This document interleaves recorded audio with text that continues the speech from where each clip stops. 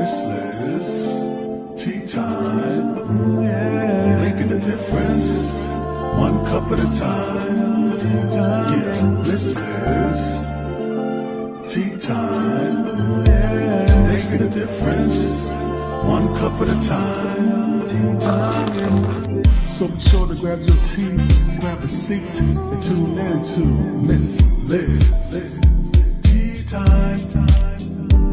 Making a difference, one cup at a time. Tea time, yeah. Tea time, time.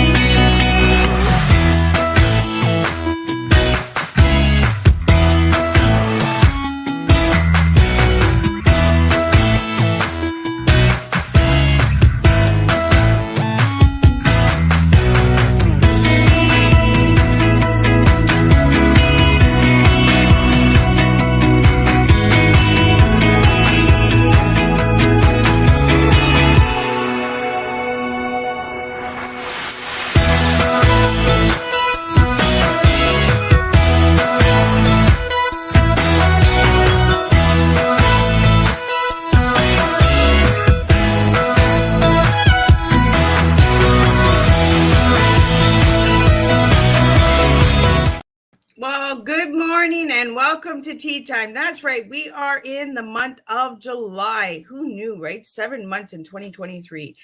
This morning, I have the incredible Linda and Charlie Bloom, husband and wife, 50-year anniversary. That's right, 50 long years. For all you couples out there, we can do this if we have the right answers and the right tips and tools. And we have that this morning here. Sitting with us, Linda and Charlie are in the back room, and they will be coming out and answering all your questions. So get them into the comment section and DM Miss Liz if you'd like to. All of that good stuff. So let's get started. Let's do the disclaimer and let's get some bio of Linda and Charlie. And then we're going to have a good, strong TEA this morning. So grab your breakfast. Don't forget, breakfast is very important. And share this tea time because this one is going to be a doozy. So disclaimer for Miss Liz's Tea Time live show. Miss Liz myself is going live using StreamYard. Before leaving a comment, please grant StreamYard permission to see your name at StreamYard.com. Please be advised that the content brought forward for any Tea Time show hosted by myself, Miss Liz, is always brought forward in good faith. However, may bring forward dialogues and opinions that are not representative of my platform.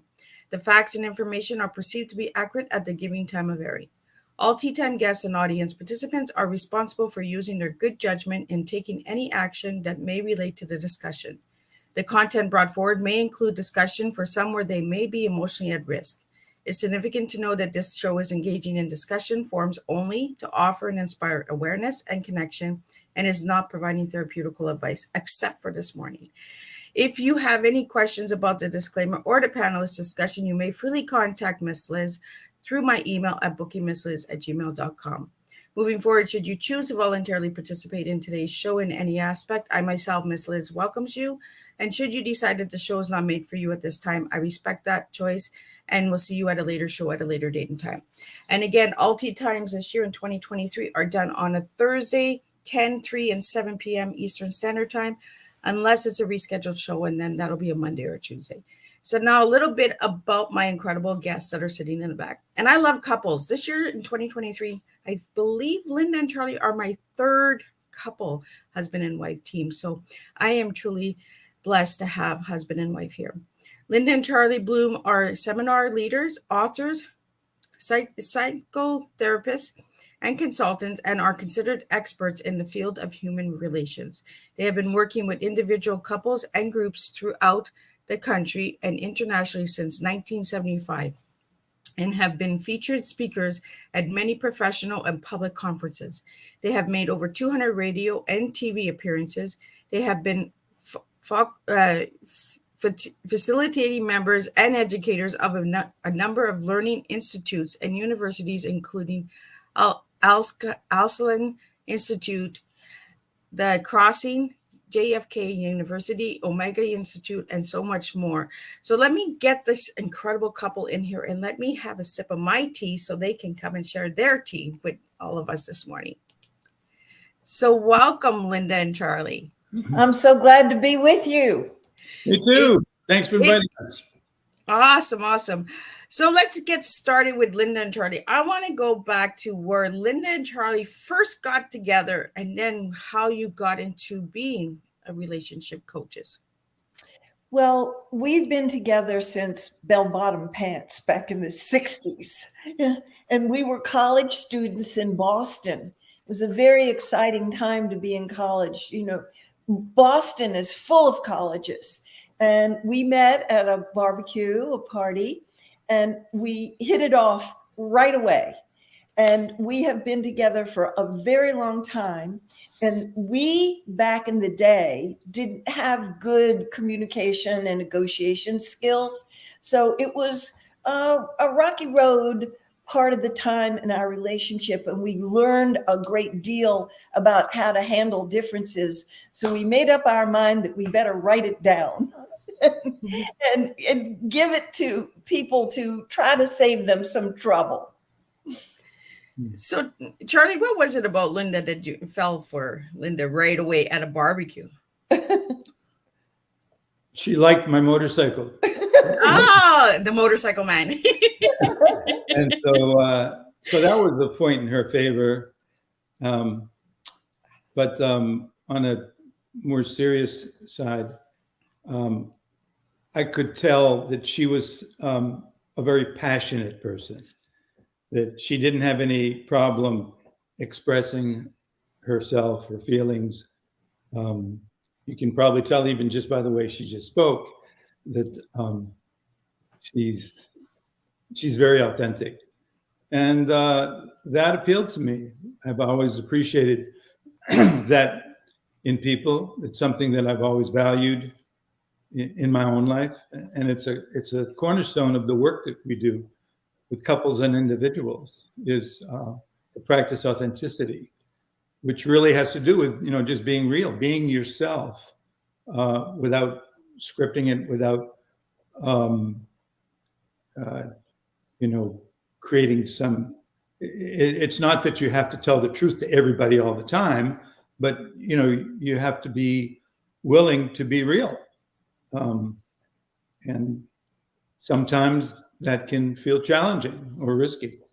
But that was one of the big things that I really liked about her. And what I also appreciated about her was that she seemed to like me. That was another point in her favor.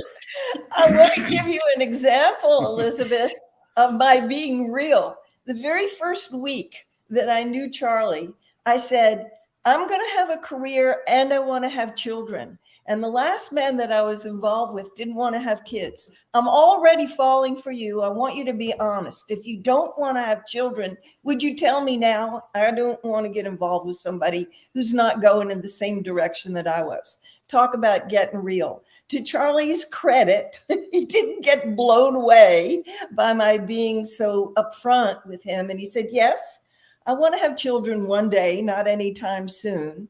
And I do honor that a woman that would be involved with me would have a career. It's not an either or in my mind. And then I let myself fall in love with them some more. Well, I think being upfront is a good thing to do because, if you don't be upfront, then a year later, 2 years later, that's where the issues come in because you haven't been upfront right from the get-go. And that's what Charlie said a few minutes ago was the authenticity, right? Let's be authentic. Let's be real and say, look, I don't want kids. Oh, yeah, I want a lot. Let's really put it on the table when we start a relationship. So we have a couple questions here for you guys that I want to get into, but I want to congratulate you guys on 50 years of marriage. Thank you very much. That golden anniversary is really hard to come by nowadays. And could you tell us why it's so hard that you're noticing as a couple? Mm-hmm. Yeah, to me, it's not surprising that so many marriages end in divorce. And what's equally disturbing in the U.S. that's about 50%. Every other marriage is going to end in divorce. But what's even more disturbing than that is that of the 50% that don't end in divorce, there's a very high percentage of them that do not live in marital bliss. That many of those people have just kind of resigned themselves to a very limited kind of, in some ways, even superficial relationship. So it's not like half the people end in divorce, the other half are living in delightful experiences. There is some percentage who are, but in many ways, a lot of people have reason to believe that the institution of marriage is something that is no longer relevant or no longer appropriate for these times. We don't believe that, and we don't believe that there's anything intrinsically wrong with marriage or that marriage is right for everybody. It's not right for everybody.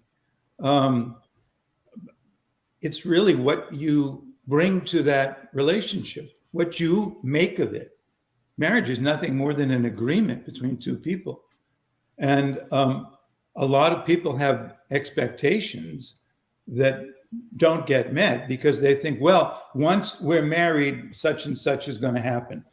He's going to change. She's not going to change. Well, you're both wrong, because it's in the nature of being a human being that you experience change. So I think it has a lot to do with expectations that are not appropriate, that are not accurate, and a lack of preparation for it. Because you have to prepare, you have to be informed, you have to understand what it is that you're stepping into when you create a committed partnership. And it's not the same thing. You can't just go on the way you've been living with this other person, because you're going to have to do something that you don't have to do when you're single, which is negotiate. And what do you negotiate? Everything. Everything. And if you don't know the difference between negotiation and power and control, then you're doomed. Because negotiation is about cooperation. It's about interaction in ways in which both people are able to fulfill their needs and desires, not necessarily perfectly, but good enough.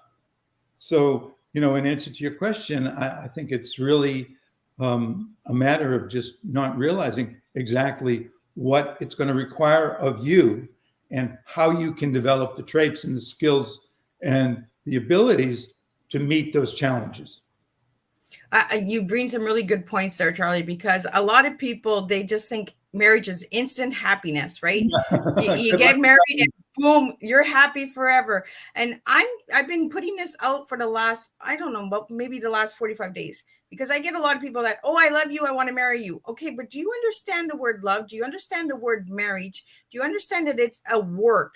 You can't just, big fancy night, a celebration. I take his name. I don't take his. Now people don't even take the man's last name. But a lot of people go into it as ownership as well. Exactly. I was married for 16 years. I'm divorced now, but I'm in a serious relationship again. For me, marriage is not my thing. It's not my cup of tea.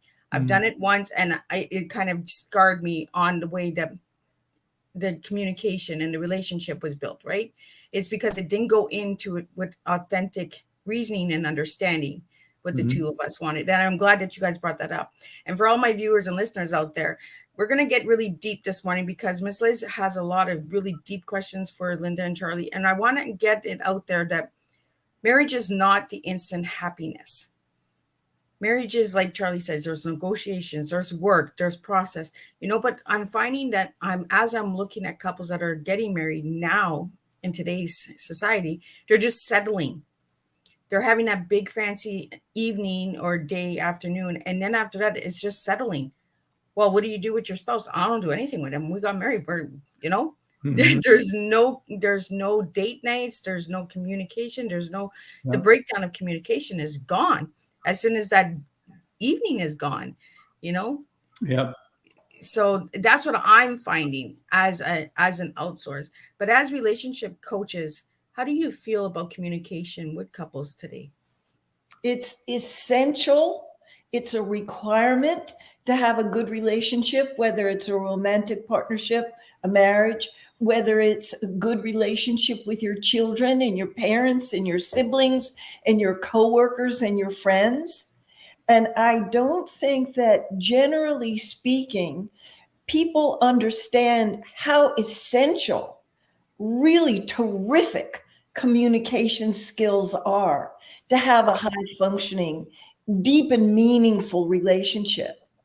And often we find when people think about communication, they think about being articulate in expressing yourself about your feelings and your needs. Some people are aware of that, but they don't see the other side, how incredibly important it is to become a black belt listener, to listen with empathy, to really take in what the message is that the other person is sending to you and be with it. We sometimes refer to that as talking meditation, that it actually has a spiritual practice as part of it, that we relate very authentically and we listen to the message between the lines.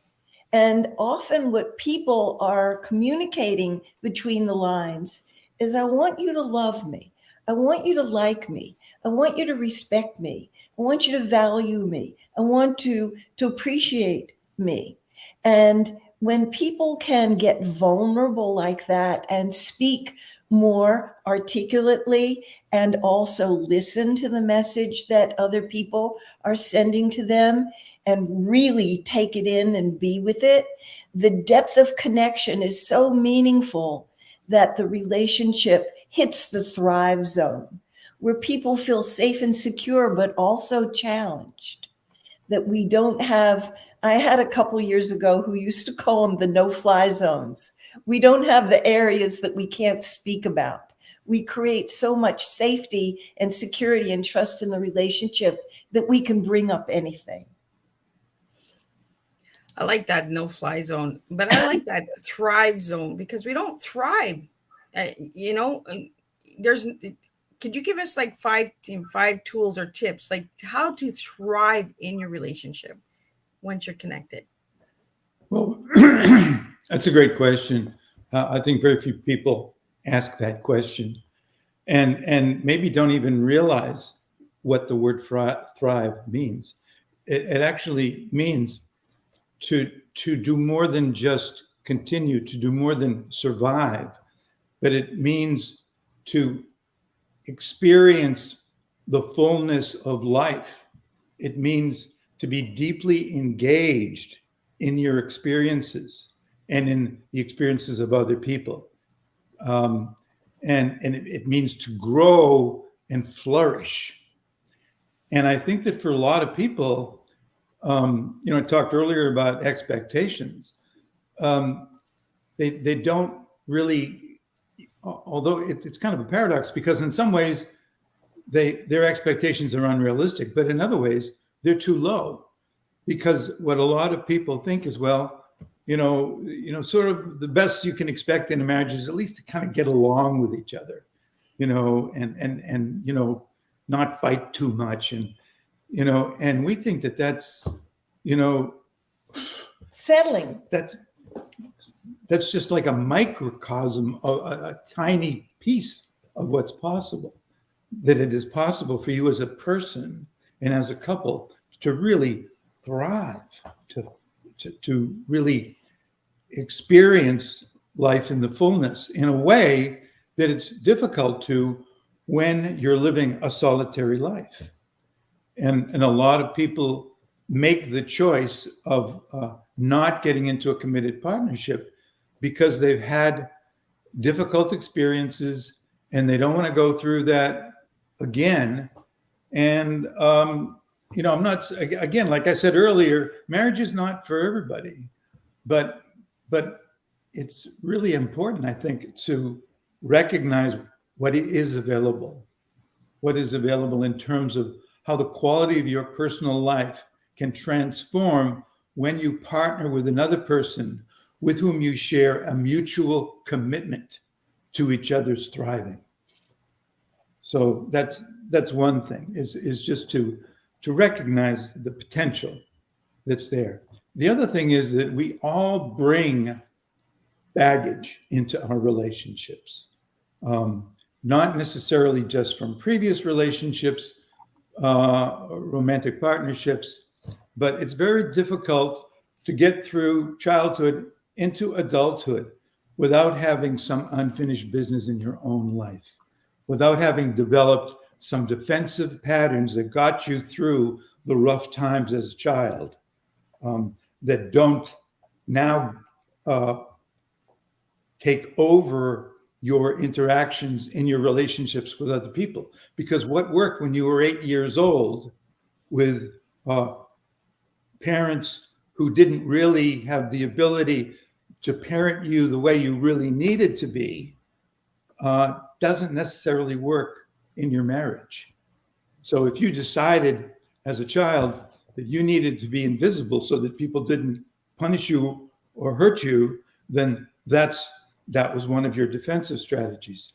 If you decided that when somebody struck out at you, the best way to deal with that was to fight back, that was a defensive pattern.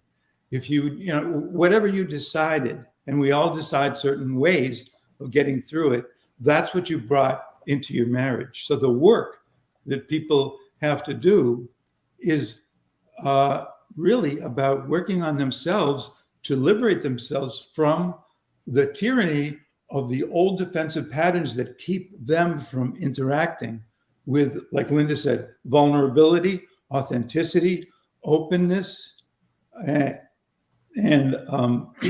to get free from some of those patterns. Mm-hmm. So, to be willing to recognize, I've got work to do, you've got work to do, we all have some. Let's figure out what it is, and let's see what it's going to require to do that.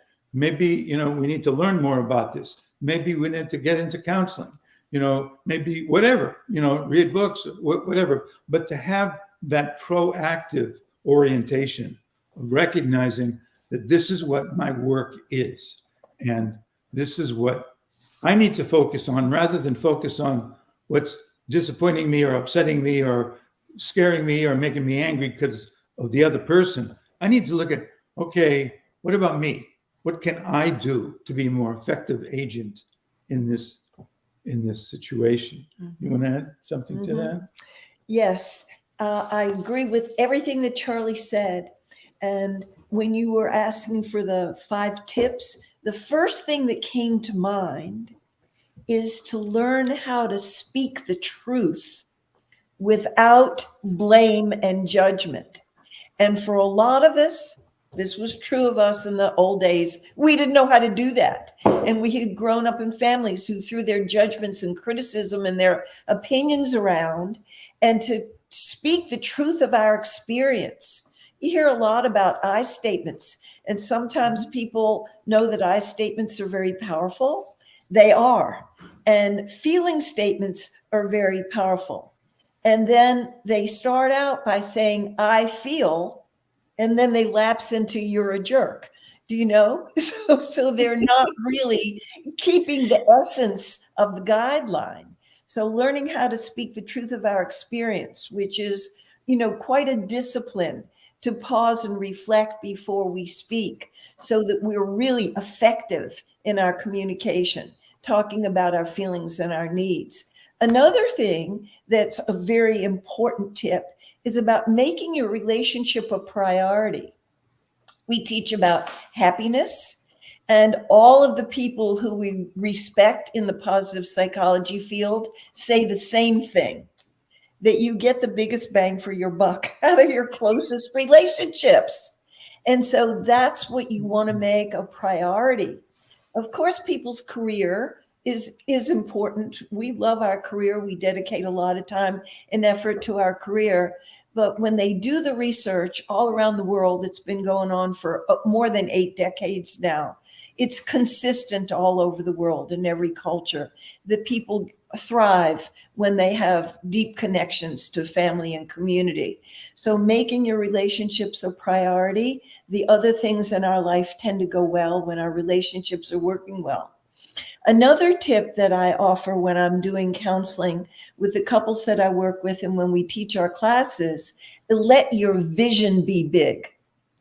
Reach high. Don't settle.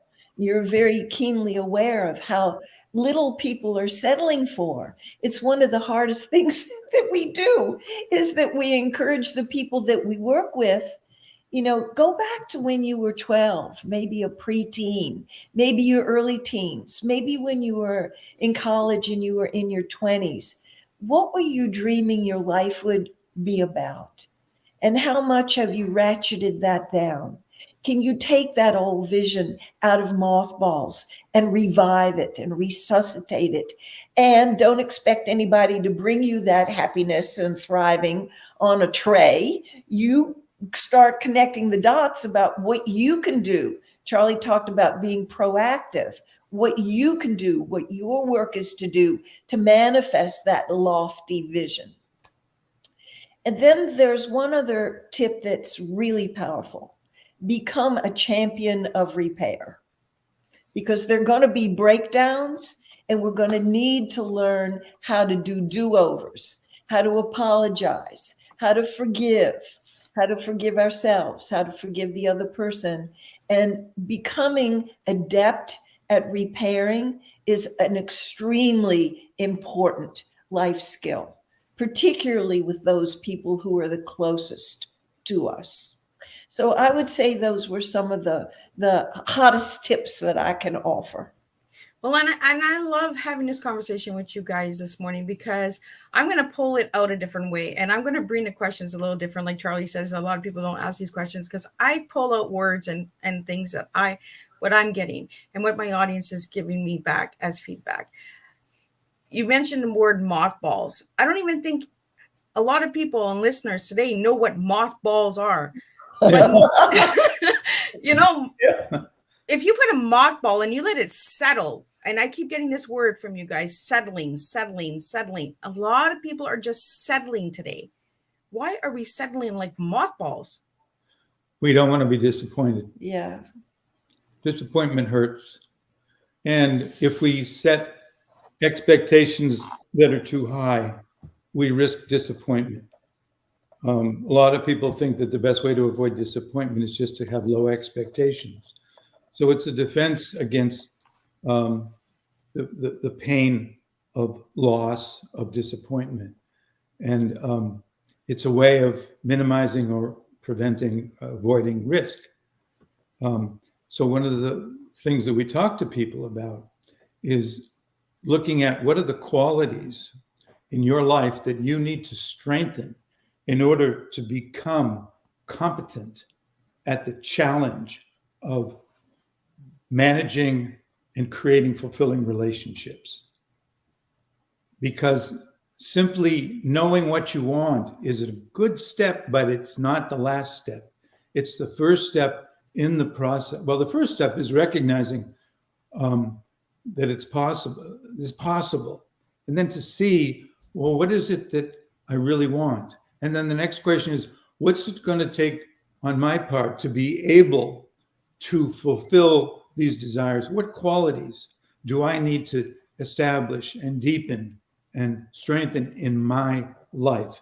And one of, so in our last book, we have a list of qualities that will serve you in the process of creating deep, fulfilling relationships. And then we also talk about the practices that you need to engage in order to develop each one of these qualities. And so at the top of the list is one that most people are surprised about, because at the top of our list anyway, because they don't think it should be in there. They don't associate it with relationships, but it's courage. The courage to be willing to risk being truthful and authentic. The courage to take on this big challenge. The courage to be able to take the risks that are going to be asked of you to take in the process. So we really, try to help people to see what are your particular qualities that you specifically want to develop. Maybe it's courage. Maybe another one might be compassion. Maybe it could be, for many people, for me it has been patience. That's a big one. Forgiveness, acceptance, tolerance, intention. Resilience. Yeah. Anyway, those are just some examples. But Charlie, you're bringing some really good points, courage, the courage of marriage. Yeah. We don't talk about that. We just talk about instant happiness, Right. Let's talk about the hard stuff, the compassion, the authenticity, the patience. And you mentioned your new book. So I want to get into that book. You guys have written an incredible book on arguments. I want to get into what was one of your biggest arguments and how did you resolve it? We had the same fight thousands of times.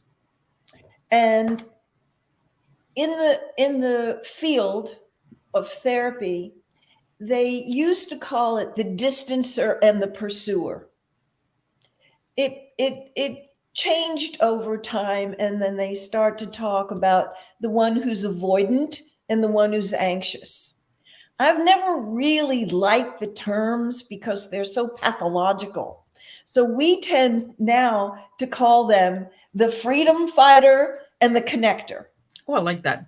Yeah. And Charlie has always been very independent. Freedom is one of his highest values. He's also an introverted guy, so he needs a lot of alone time. Me, I'm a flaming extrovert. I figure out what I'm thinking and feeling while I'm speaking. I'm a connector. I have a list. I call it my dialing for dollars list. It's got about 30 people on it with everybody's phone numbers, because if anything is confusing to me or troubling to me, I go down the list. You got to have a long list because people don't pick up. And I keep reaching out until I can talk to somebody and talk it through. This was a real difficulty for us in the early years because I took it very personally when he needed his alone time, his introversion, his freedom to make his decisions, not collaboratively. Me as a connector, I don't like to talk over all our decisions and come to a joint decision. And so I would feel so rejected. Oh, it's too bad he doesn't love me so much. And it was divisive because I was sad, I was angry, there was a lot of resentment, and I was not very skillful about the way I would bring it to his attention. I would say, what did you even get married for? Why didn't you become a monk? You seem like you want to be alone, And I would feel so hurt and rejected. It took us a while to understand nobody's wrong here, only different. And that was a very big turning point for us when I could respect that he did love me. And when he was with me, he was very present, generous of spirit, devoted to loving me in the way I wanted to be loved. But he also needed a lot of alone time and to feel free to make his choices independent of collaborating with me.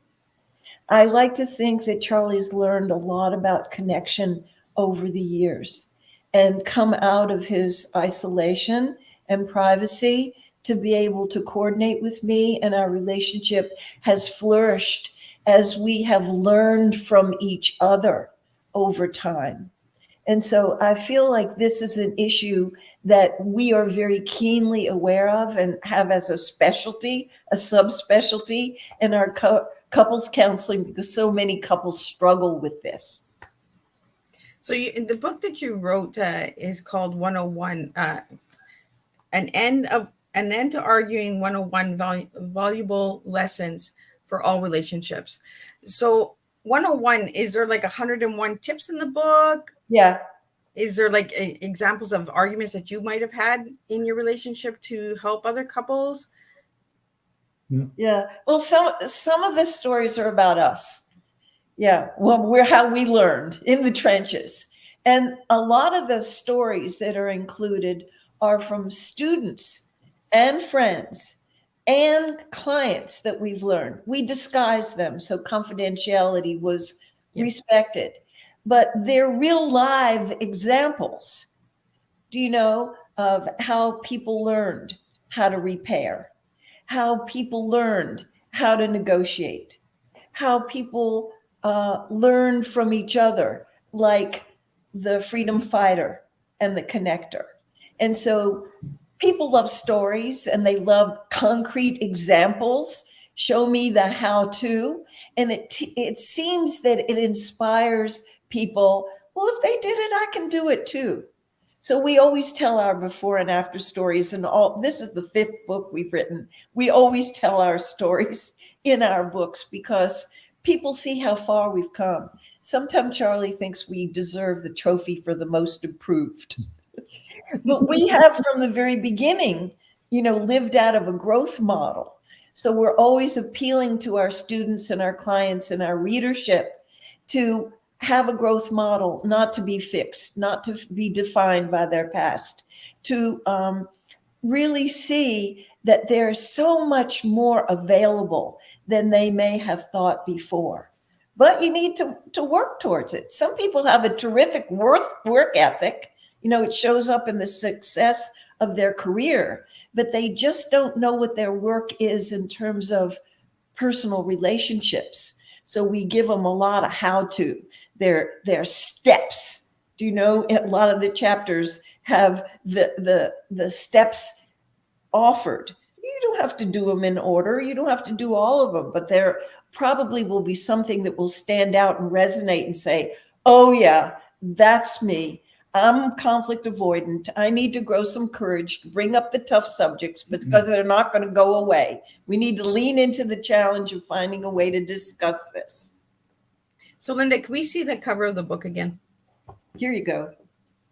So for all the viewers out there and the people that will watch the replay, and if you're tuning in and you're watching the replay, please push #replay and let me know where you're tuning in from, because Linda and Charlie would also like to know where we're tuning in from. But go out and grab a copy. I want to bring these topics to the table because a lot of people are not talking about relationships. A lot of people are not talking about marriage. Everyone's talking about the wine and roses, but they're not talking about the arguments and the struggles and the courage that it takes to build and grow. And the opposite of tracks. That's what I got from that. The last question that I just asked you, Linda, as you were sharing, is you guys were opposites. And a lot of people will find opposite attractions and build on that. Why is that?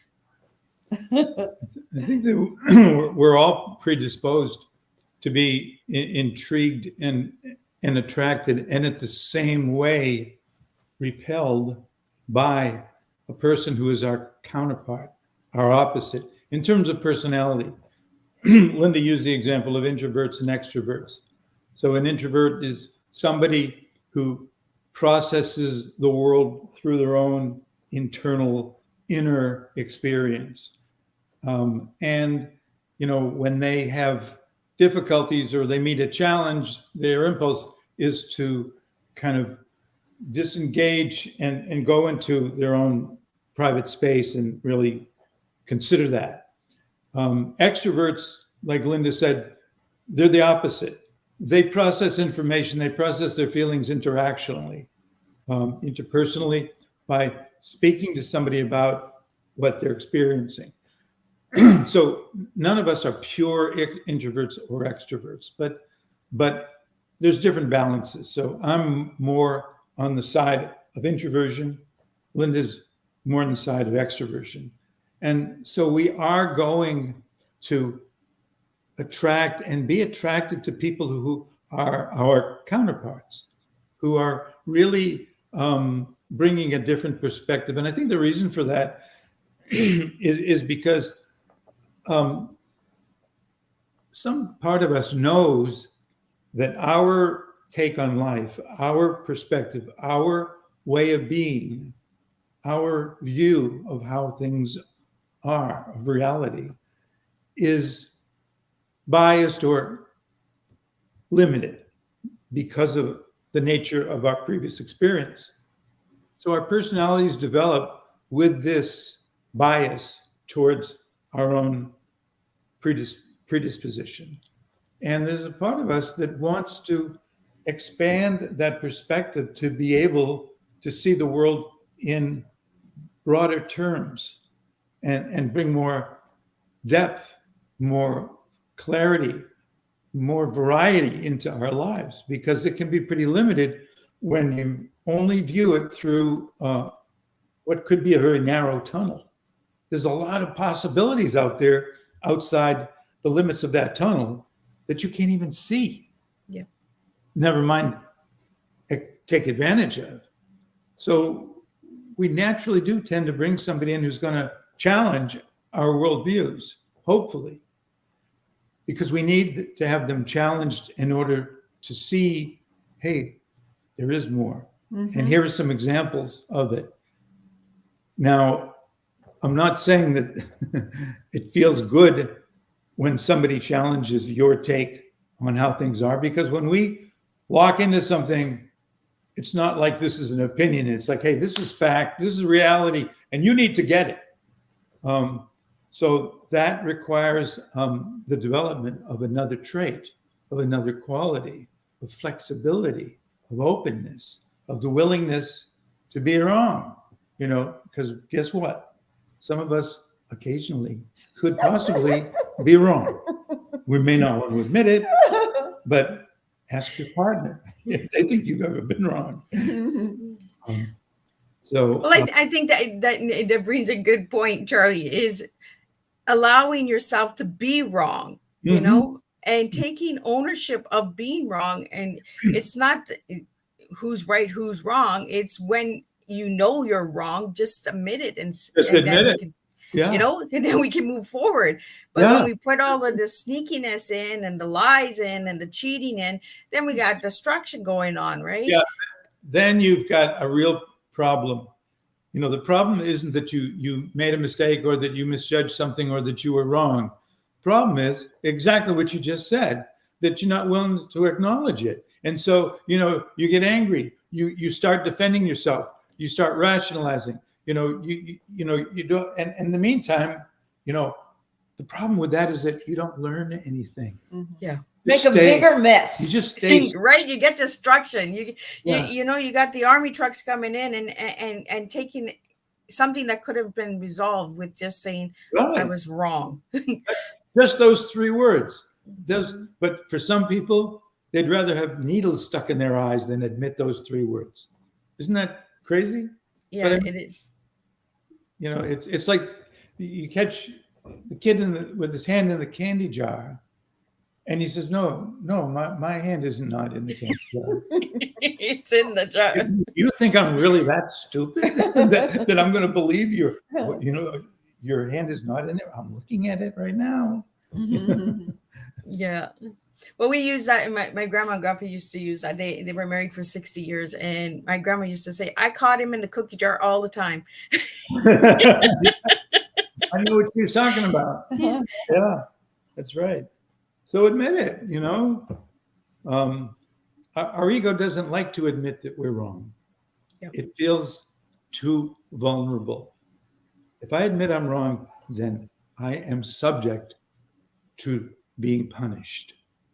If I admit that I did something I should not have done, then I don't want to be punished. And so when people get really defensive like that, it's almost always for that reason. They don't want to be vulnerable to having somebody get angry at them or punish them.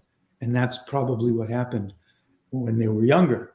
And so they learned, don't ever admit you're wrong. That's the best way to avoid punishment. Just don't admit it, no matter what. Well, it goes right back into the patterns of settling, right? We're going right back to the mothballs again. Exactly. We're going back to what we grew up with, the patterns, the baggage that we brought into the relationship, instead of, being open and authentic right from the get-go. Like Linda, right from the get-go said, like, I want kids, and I want, when we're really honest and we're really open right from the get-go, the relationship actually does grow. But when we come in being sneaky and lying and cheating right from the get-go, we're not getting anywhere. We're just making bigger messes. That's all we're doing, Linda, I want to get into, I think it's a good time to ask you what your T is, the 3 words that you're going to give me today for our tea time. Integrity. And some people are a little unclear about what the word means. It comes from the base of the root of the word is integer 1, when what we think and feel and say and do is all lined up as 1. That's a piece of work. We really have to grow some to have all of those things, to be a person of integrity. Generosity, to feel that life is good.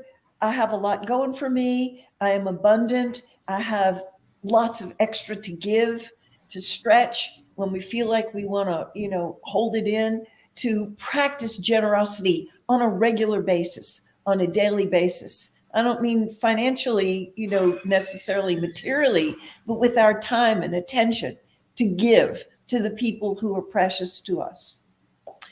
And responsibility is very, very, very high on my priority list, to try to live responsibly, so that when we get to the end of our life and we're looking back over our life, that we don't live with regrets, that we weren't dedicated to comfort and security and didn't risk, that we knew what had heart and meaning for us, and we took responsibility for going into the person who could manifest that big vision, those lofty dreams, those exquisite goals.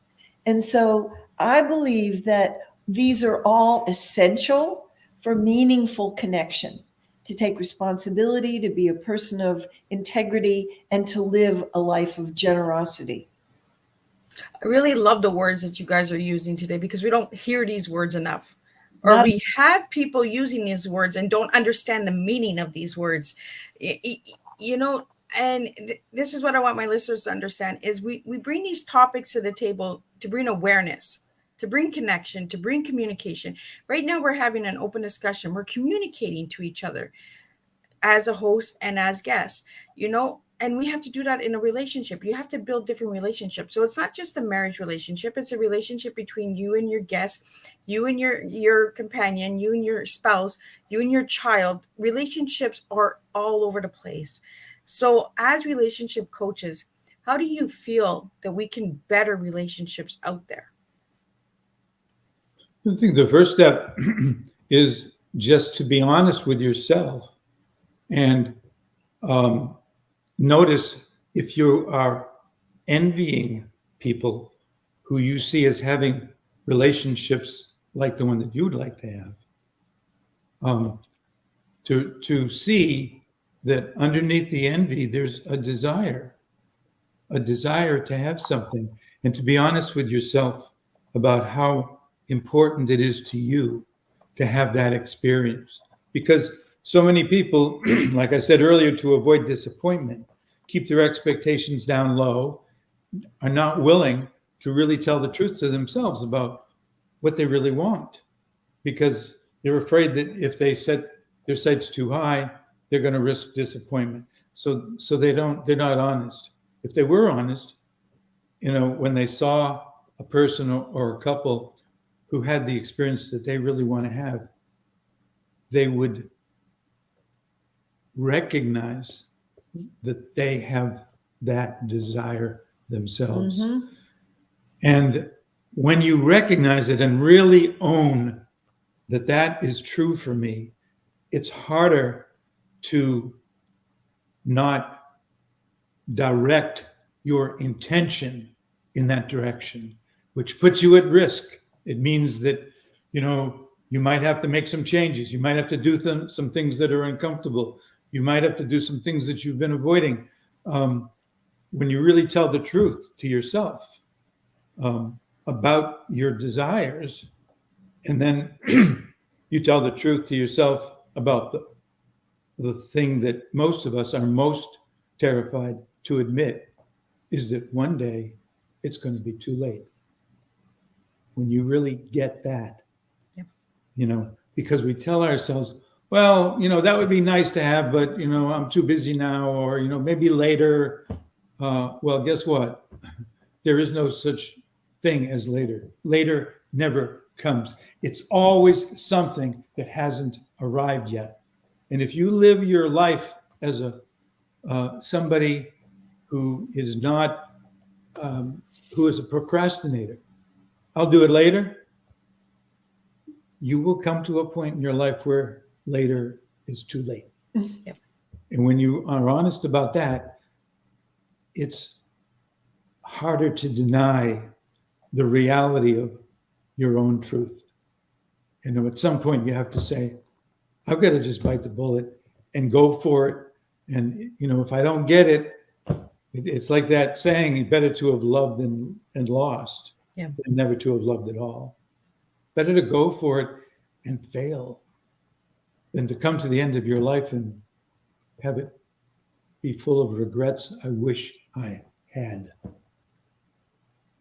And I think you're bringing some really good points, Charlie, because, you know, a lot of people say, well, I want what they have, but they don't see the struggles. They don't see all of the hard work that was put into that 50 years of marriage. They think you know, the disagreements are, oh, I want to get married. I want to be together Yeah. for 50 years. I'm going to be the happiest person, but they don't want to do the work. No, that's exactly right. We wrote a book about that too. Book number 2 is Secrets of Great Marriages. And we had been in the field so long, seeing suffering, struggling couples, that we wanted to have an antidote to all of that darkness and, you know, suffering. And so we made a study, an anecdotal study of the happiest couples we could find and let them tell their secrets of success. And nobody lucked into those wonderful marriages. They earned their way in, and they had some serious challenges along the way. There were couples who were homeless, you know, that they made bad financial investments in a business, and they had to move with their kids and their dog into some friends' home for a while because they couldn't, you know, keep their home. We had people who had discovered affairs that almost polished off their marriages, and struggles, health struggles of all different kinds. But they had that kind of grit, do you know, of I'm going to use this as an opportunity and we're not going to let this polish us off. And they worked. So there's no free lunch. And so even if you don't have those, you know, very serious traumas, which a lot of couples do have, but you have the ordinary garden variety, there's still all opportunities to learn and grow. Learn about yourself, learn about the other person, learn about relationship, learn about communication and negotiation skills. These are opportunities embedded in a relationship if you have an agreement that your relationship is going to be about learning and growth, and that one of the reasons we're together is to stretch into each other's world to become more, and that we're here to support each other, to bring out the best in each other, not the worst in each other. When we bring out the worst in each other, instead of just blaming the other person for being deficient, that we use that. Sometimes I call that using all the crap of the relationship as compost to bloom out of. Do you know, in every relationship, the best relationships all have some crappy stuff in it, but you can use it. It's true, right? We got to go into them as growing, not as destruction. You know, there's that blame game. Let's stop the blame game. Let's really just take accountability and responsibility. It's like you said, integrity, generosity, you know, and responsibility, the responsibility of I screwed up. I made a mistake. I'm wrong. Those 3 words will save a lot of destruction, a lot of hurt, a lot of more betrayal, and communication is number one. I say this all the time to everyone. If we don't talk, we don't know what's going on. None of us are mind readers. Some of us might think we are, but we're not mind readers. We have to have that communication, and it's actually listening, like you said right from the get-go. The black belt of listening. We really got to start listening, not listening to respond, but listening to understand, so that we can find the tools and solutions in that. I want to get, we're almost at the hour here. I want to get your final words and how people can reach out to you and how your services are provided and all that good stuff before we wrap up. Okay. So we have a website, Bloomwork, BLOOM work, singular, not Bloomworks, bloomwork.com. We have all kinds of free stuff on our website. There's a link that takes you to the psychology blogs, Psychology Today. We have over 600 blogs there, and we got 10 million hits on our blogs. There are also 3 free ebooks there that people can download and use. And there are videos. Our YouTube channel has a couple hundred videos. So there are all kinds of things that people can use for their growth. So if they just remember either lindabloom or Charlie Bloom or Bloomwork, it will take them to all the neat things that are on our site, and all of our books are there too. And I just want to encourage your listening audience that sometimes people say, oh God, all these things they're talking about, it's so much work. I don't want to have to work that hard. But when you start to connect the dots about the bonanza of benefits, of the payoffs for doing this personal work, I mean, we're all in relationship. While we're there, we might as well use it. It's such an opportunity. And the trust, the peace of mind, the self-confidence, the feeling of life is good, and I'm up to the challenges that life is going to give me. The bonanza of benefits make it so worthwhile to do the work. I love that you say work. My audience, you need to work. You need to do your homework. Life is, it's not wine and roses. There's going to be bumps. There's going to be roadblocks, but you have to find solutions. And, I want everything easy. I feel entitled. She's my wife. He's my husband. They're going to just, that's not how life works. We really have to listen to Linda and Charlie. Like, they've been married for 50 years. Have they had their struggles? Absolutely. It took them time to learn and grow with each other. And that's what I want for all of you listeners out there. If you're in a relationship and you're struggling, reach out to Linda and Charlie. If you want any questions on how to reach out to them and you can't find them, you can always reach out to Miss Liz. We really need to start having that open conversation. We have to have real, authentic conversations, not all the wine and rose talk that it's all pretty and it's easy and you're going to get married and you're going to go live happily ever after, like Prince Charming and Cinderella. Even Cinderella had her challenges after she married Prince Charming. So I want to get your final words, guys, before we wrap up. So Linda, any final words you have for the listeners out there? It's a labor of love. It's a labor of love. It's an exquisite growth opportunity. Don't miss it. So Charlie, any final words? Just 3, it's worth it. Yeah. Yes, it involves work. It involves the willingness to develop parts of yourself that need to be strengthened and reinforced. It's going to take effort, and sometimes it's scary, but it's worth it.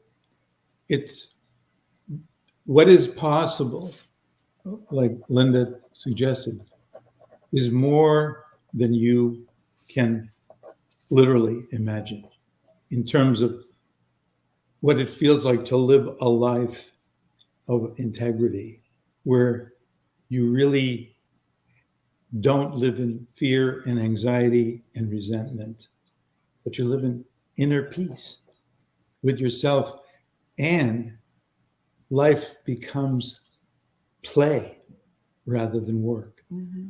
Work transforms into play. It's all play. The work that we do, we experience as play. When we work with our clients, when we talk with you and your audience, it's play. So, Well, Charlie, play, we need to play sometimes, right? All seriousness aside, when we're working and we're working good, we're playing, right? exactly. It's fun. Yeah, that's right. That's right. It's not work or play. They are one when you bring that attitude and that sense of awareness that this is what this is about. Absolutely. And we're doing it right now. Yeah. I'm Right? having a great time with you. Your questions are beautiful. Well, I want to thank you guys for joining me on Tea Time today and bringing some awareness and bringing some real raw talk, because that's what we do here on Tea Time. Miss Liz brings the hard topics to the table, but I bring it and I have some fun. My guests, and they spill and they share their authentic selves, where there's no green screens here, there's no play, fake. It's all real. So if you would like to reach out to Linda and Charlie, check out their website, bloomwork.com.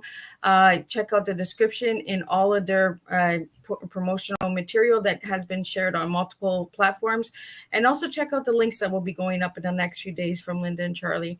And check out the websites. And if you'd like to see more of Linda and Charlie, you can check out Miss Liz's website as well at www.misslizsteatime.com. All of my platforms as well. And I really want to thank you guys for coming and sharing. And congratulations on 50 years. Let's bring another 50 years coming.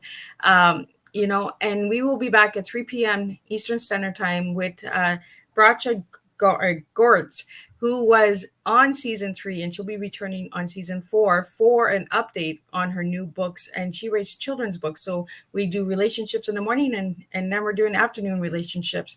And then we're going to wrap up at 7 p.m. Eastern Standard Time with Dr. Roger Leslie, and he'll be talking about his memoir, his life story. So today it's going to be about life, relationships, and how we can make a better tomorrow when we serve our real true tea. So until then, I will see everybody at 3 p.m. Eastern Standard Time. Again, thank you, Charlie and Linda. I will see you guys in just a moment.